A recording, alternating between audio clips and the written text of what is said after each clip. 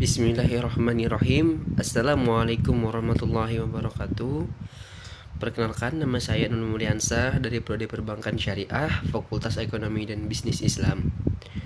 Di sini saya akan memaparkan materi tentang memahami hukum tata negara, dan tugas ini saya buat untuk memenuhi salah satu tugas UAS saya dengan mata kuliah pengantar tata hukum Indonesia dengan dosennya Bapak Jeffrey Tarantang SSC SHMH.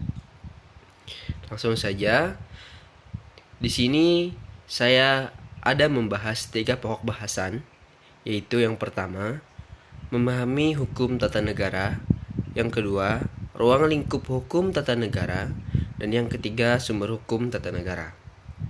Seperti yang teman-teman ketahui, bagaimana hukum tata negara yang ada di Indonesia ini, dan tentunya ada hukum tata negara, ada juga ruang lingkup yang dicakup oleh hukum tata negara, dan yang ketiga ada hukum, tentu ada sumber hukumnya dari mana. Langsung saja ke pembahasan yang pertama, memahami hukum tata negara. Hukum tata negara juga merupakan cabang hukum yang mengatur tentang norma dan prinsip hukum yang tertulis dalam praktek kenegaraan. Hukum tata negara mengatur hal-hal berhubungan kenegaraan seperti bentuk-bentuk dan susunan negara, tugas-tugas negara, perlengkapan negara, serta hubungan alat perlengkapan negara tersebut. Dengan adanya pengertian bahwa hukum tata negara mengatur tentang bentuk-bentuk dan susunan negara dan sebagainya, maka jika kita melihat di Indonesia, ada banyak lembaga-lembaga seperti Presiden, DPR, DPD, dan sebagainya. Maka itulah salah satu contoh dari hal yang diatur dalam hukum tata negara. Nah, selain itu, dalam hukum tata negara juga diatur hubungan pemerintah pusat dan daerah. Nah, kurang lebih seperti itulah gambaran contoh hal yang diatur dalam hukum tata negara. Lanjut ke yang kedua, yaitu ruang lingkup hukum tata negara. Nah, di sini ada 11 ruang lingkup hukum yang dicakupi oleh hukum tata negara. Yang pertama itu ada negara, pasti ada bentuk negaranya. Bagaimana bentuk negara kita, kesatuan atau federasi. Yang kedua, bentuk pemerintahan kita seperti apa, kerajaanKah atau republik.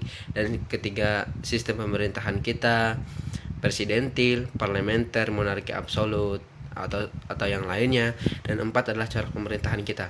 Bagaimana bentuk cara pemerintahan kita, diktator praktiskah, nasionalis, liberal atau demokrasi. Dan yang kelima, sistem pendelegasian kekuasaan negara.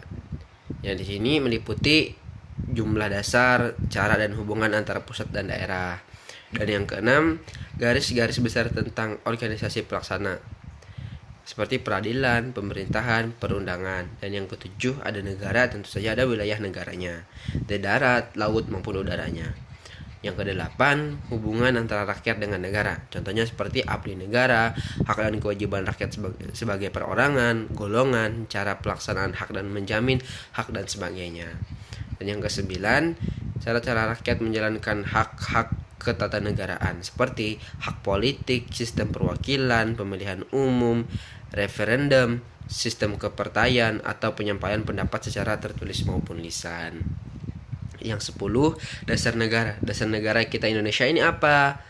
Seperti dasar negara kita tentu saja Pancasila. Hubungan Pancasila dengan kaedah-kaedah hukum, hubungan Pancasila dengan cara hidup mengatur masyarakat sosial, ekonomi, budaya, dan berbagai paham yang ada di dalamnya. Dan yang terakhir, yang ke-11, ciri-ciri lahir dan kepribadian negara. Tentunya ada lagu kebangsaan, bahasa nasional kita seperti apa, lambang negara kita apa, bendera kita apa, dan sebagainya. Masih banyak yang mencakup ruang lingkup hukum tata negara. Lanjut. Yang ketiga, yaitu sumber hukum tata negara. Kenapa perlunya sumber hukum tata negara? Karena tanpa adanya sumber hukum tata negara, maka bagaimana hukum itu bisa diciptakan gitu. Nah, di ini sumber hukum tata negara itu kalau di Indonesia dibedakan menjadi 2 bagian, yaitu sumber hukum dalam arti material atau disebut Welborn, dan yang kedua sumber hukum dalam arti formal atau Kenburn. Nah, arti Welborn ini sendiri adalah hukum akan sampai kepada menjawab pertanyaan kritis menjadi bahan atau materi dari hukum tersebut.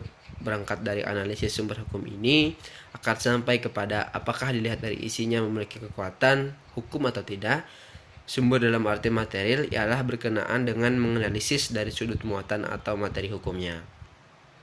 Beranjak dari bahasan yang menyimpulkan bahwa hukum tata negara merupakan perwujudan konstitusional dari nilai-nilai Pancasila untuk diimplementasikan dalam kehidupan bernegara, maka yang menjadi sumber material itu tidak lain dari Pancasila.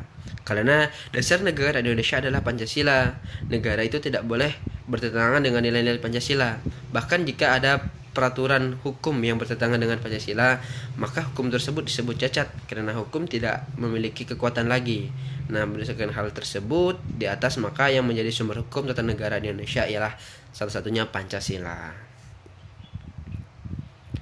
Dan yang kedua adalah sumber hukum dalam arti bagaimana pada hukum tersebut formal atau Ken-Burn. Nah, hukum Ken-Burn sendiri ini menunjukkan kepada jenis-jenis hukum. Artinya jenis hukum yang satu berbeda kadar kekuatan hukum dengan jenis yang lainnya. Jenis hukum ini erat kaitan dengan derajat kekuatan hukum yang ditentukan oleh derajat hierarkinya, seperti Undang-Undang 1945 yang merupakan hukum dasar tertulis, merupakan sumber hukum bagi hukum tata negara di Indonesia dan sekaligus sebagai salah satu bentuk hukum tata negara positif. Keduanya selain sebagai salah satu bentuk hukum tata negara juga sebagai sumber bagi hukum tata negara yang terbentuk kemudian sebagai perangkat untuk mendukung dan melaksanakan Undang-Undang 1945. Kedudukan ini dapat kita lihat dalam penjelasan Undang-Undang 1945 yang menyatakan bahwa Undang-Undang Dasar sebagai sebagian dari hukum dasar negara. Nah, mungkin itu saja sedikit gambaran yang bisa saya jelaskan tentang memahami hukum tata negara. Sebelumnya saya ucapkan terima kasih sudah menonton video ini.